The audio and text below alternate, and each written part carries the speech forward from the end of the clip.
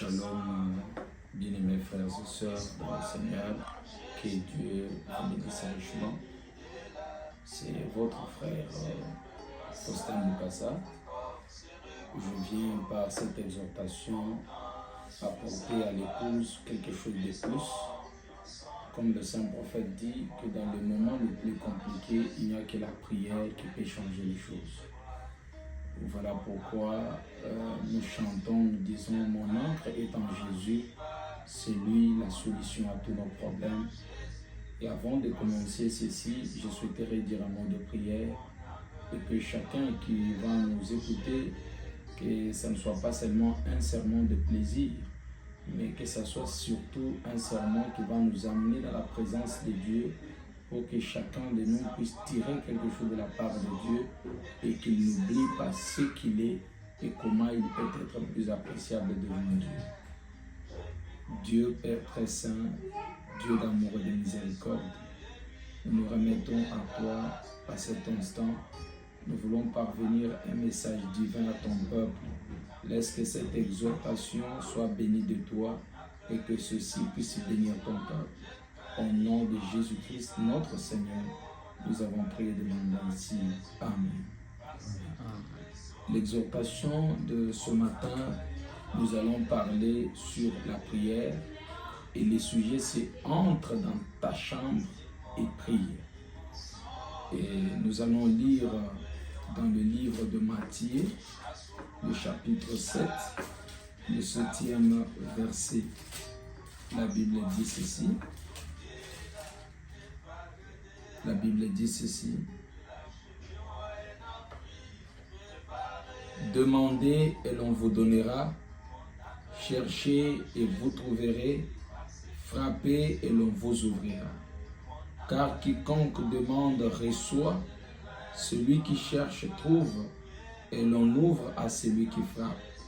Lequel de vous donnera une pierre à son fils s'il lui demande du pain?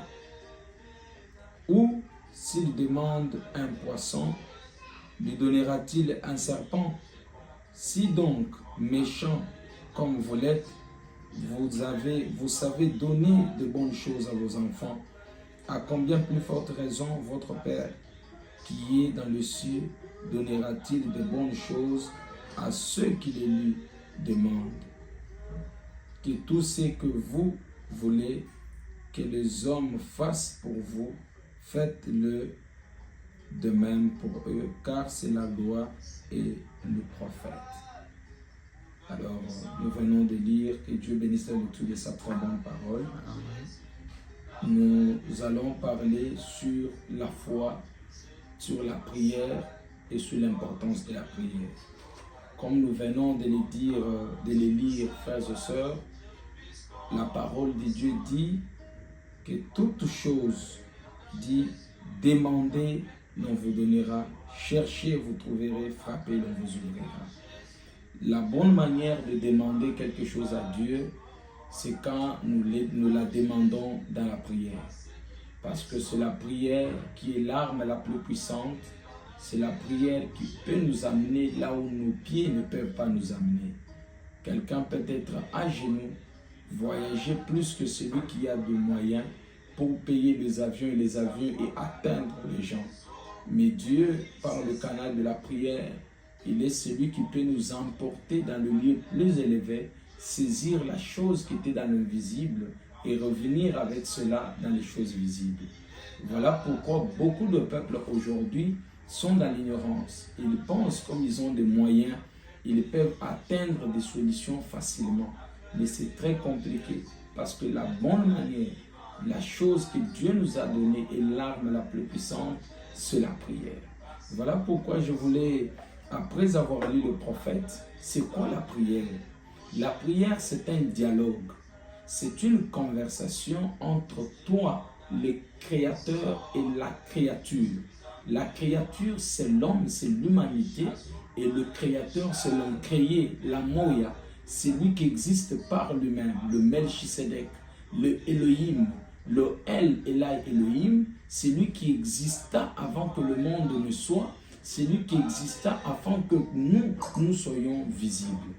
Et bien, voilà pourquoi le prophète nous dit la bonne manière d'entrer en contact avec cet homme surnaturel qui a voulu habiter parmi son peuple aujourd'hui, c'est par le canal de la prière.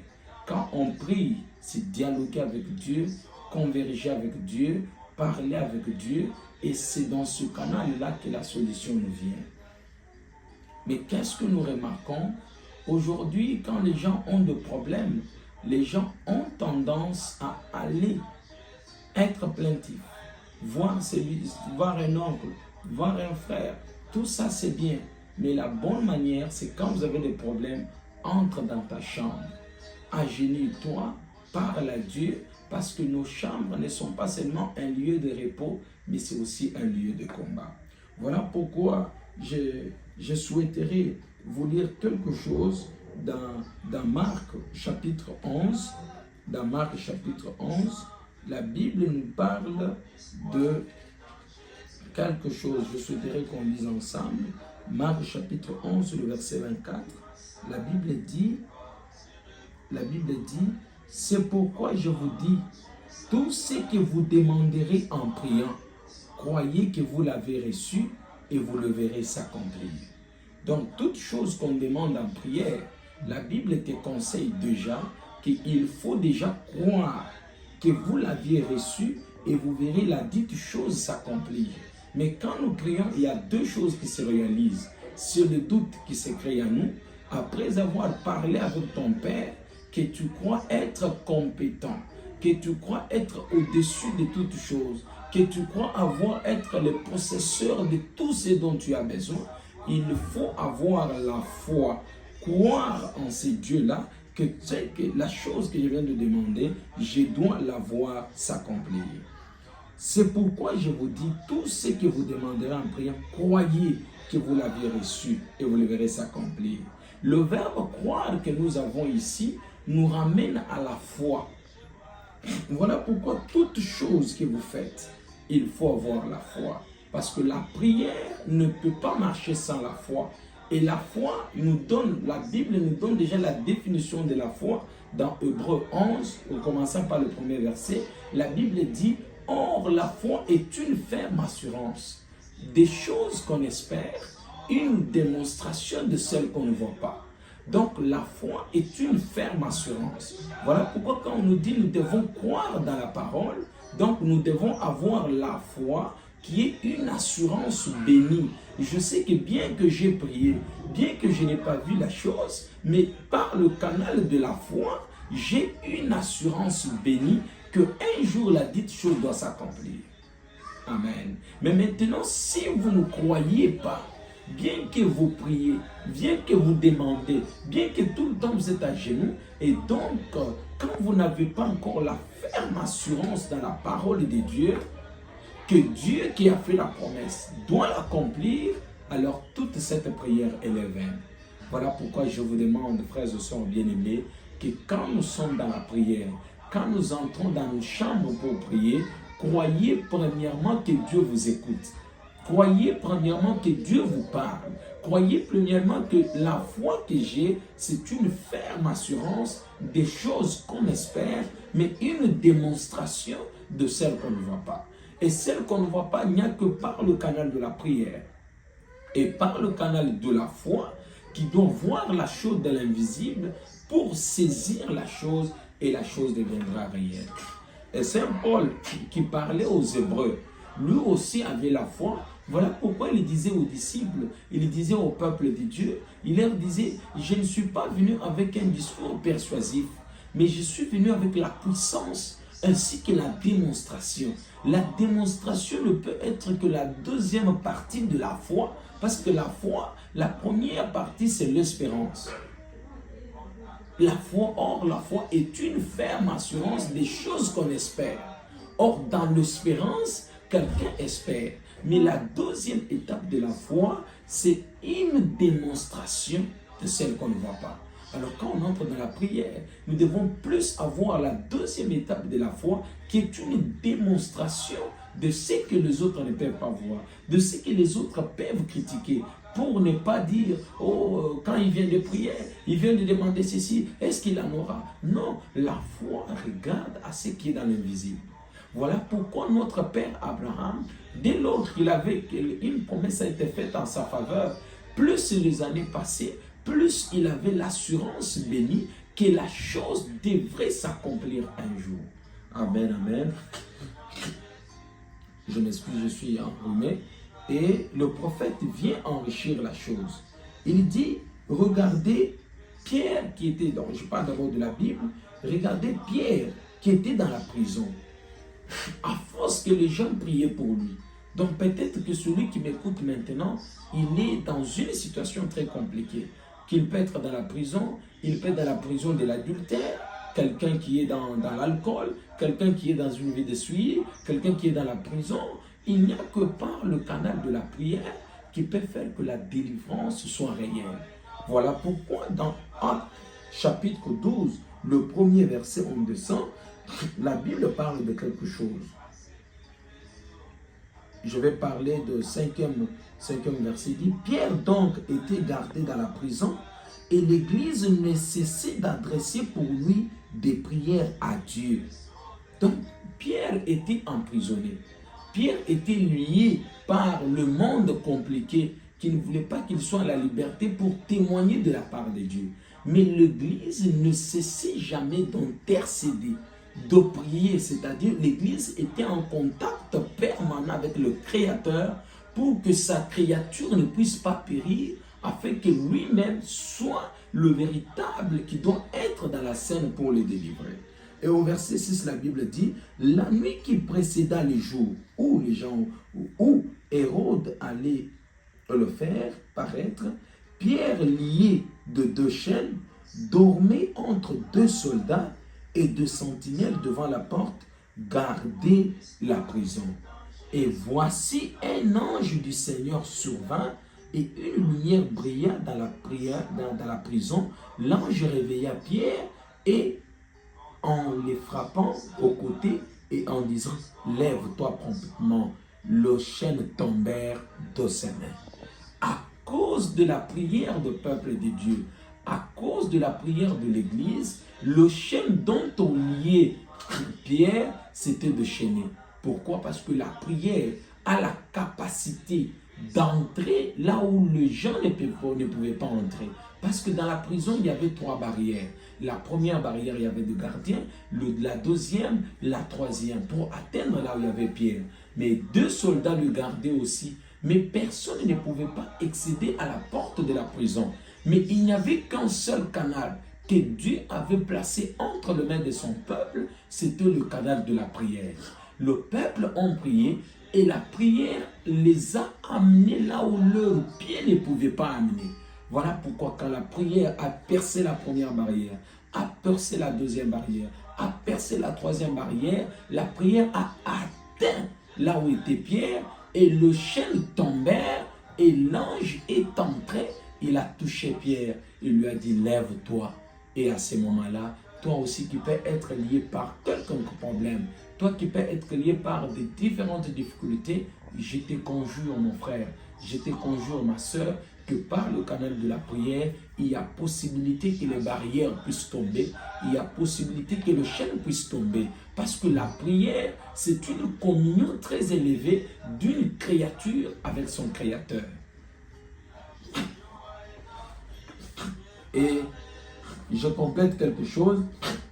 Le saint prophète parle dans la guérison prêchée à Chicago de 1953, le paragraphe 107, il dit ceci. Ainsi donc, c'est la raison pour laquelle il est dit, la prière de la foi sauvera le malade. Ce n'est pas une simple prière faite. Un chrétien doit avoir la foi dans la prière, avoir l'assurance et l'espérance qui est une première étape, mais ne pas se limiter là-bas, avoir la deuxième étape. Et la deuxième étape, c'est quoi? C'est l'étape de la foi, la puissance et la démonstration. Une ferme assurance des choses qu'on espère, une ferme assurance d'une démonstration de ce que la parole de Dieu dit, de ce que nous devons faire. Voilà pourquoi, mon frère, ma soeur, dans tout ce que tu dois faire sur la terre, tu dois avoir la foi. Parce que la foi, c'est une ferme assurance des choses qu'on espère et une démonstration de celles qu'on ne voit pas. Là où le diable peut bloquer, il n'y a que la foi qui peut débloquer. Là où le diable peut amener la maladie, il n'y a que la foi qui peut amener la guérison. Là où il y a beaucoup de problèmes, il n'y a qu'un seul moyen où la créature peut entrer en contact avec son Créateur, c'est par le canal de la foi. Et voilà pourquoi le saint prophète dit, la prière de la foi sauvera le malade. Cette prière individuelle, parfois un chrétien n'a pas besoin d'une prière collective. Les mouvements de masse, aller à l'église c'est bien, un chrétien doit avoir son église, mais beaucoup plus une vie personnelle cachée avec Dieu fait de toi un homme spécial devant le monde. Parce que quand tu es seul avec Dieu, voilà pourquoi le saint prophète a dit, il a prêché une prédication intitulée « Humilie-toi ». Dieu se cache et se révèle dans la simplicité. Donc quiconque est chrétien doit se cacher, doit s'humilier et doit être révélé par Dieu au temps convenable.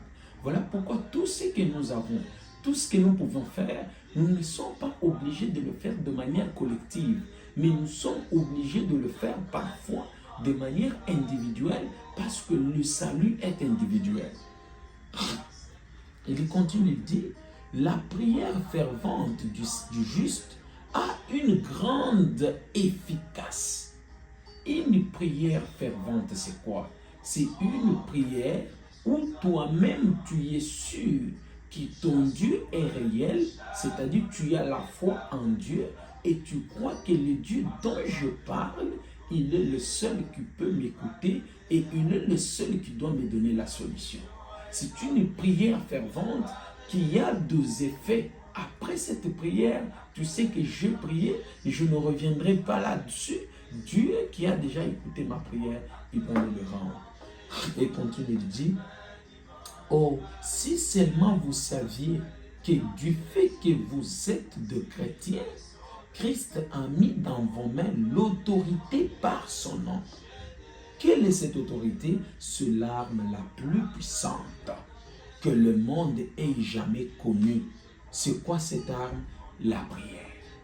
La prière, elle change même toute chose. La prière, elle change la pensée de Dieu. Elle l'a fait après la mort, fut prononcée sur un homme. Il a prié. Dieu a dit au prophète, retourne lui dire que j'ai exaucé. Amen, amen. Il dit, voyez là la prière, tenez bon. Donc la prière change le temps et les circonstances. La prière change là où il y avait la mort. La prière change même la pensée de Dieu.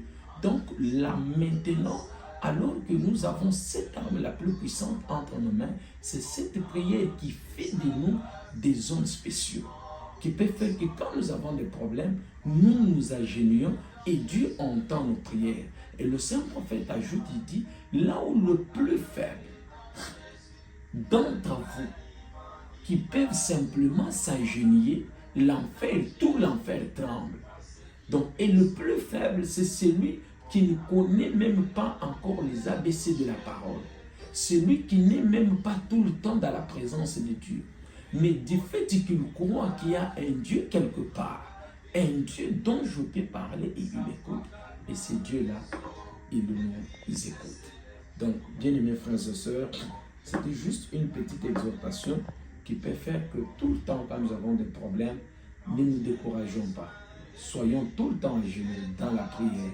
Que chacun sache que Dieu qui a fait la promesse, il est encore celui qui peut encore la réaliser. Quand Dieu fait la promesse, il tient à sa parole. Il n'est pas un homme pour mentir, ni un fils de l'homme pour se repentir. Et ce qu'il dit, il l'accomplira toujours. Et si nous tenons Dieu au mot, quand nous le prenons au mot, quand nous le croyons, quand tout le temps nous nous agenouillons devant lui et nous lui faisons confiance, il y a toujours quelque chose de spécial que Dieu doit réaliser dans nos vies. Voilà pourquoi dans chaque marche, quand il y a des problèmes, quand il y a des circonstances, ne vous fatiguez pas. Croyez que Dieu existe. Entre dans ta chambre, agenouille-toi, invoque le Dieu de Pierre qui était venu sous la forme de l'ange pour les délivrer, invoque le Dieu d'Ézéchias qui était déjà sur le sujet de la mort, invoque les dieux de la sœur Aturat, invoque les dieux de la mère opossum. Le même Dieu-là est encore vivant. Voilà ce petit message qu'on avait ce matin pour partager avec l'épouse du Christ. Au nom du Seigneur Jésus-Christ, je souhaiterais que cette parole pénètre le cœur de tout un chacun et que celui qui pourra l'écouter, que quelque chose bouillonne dans son cœur, qu'il entre dans sa chambre, qu'il communie avec Dieu, qu'il parle avec Dieu, qu'il supplie avec Dieu et Dieu lui donnera la solution. Que Dieu vous bénisse richement.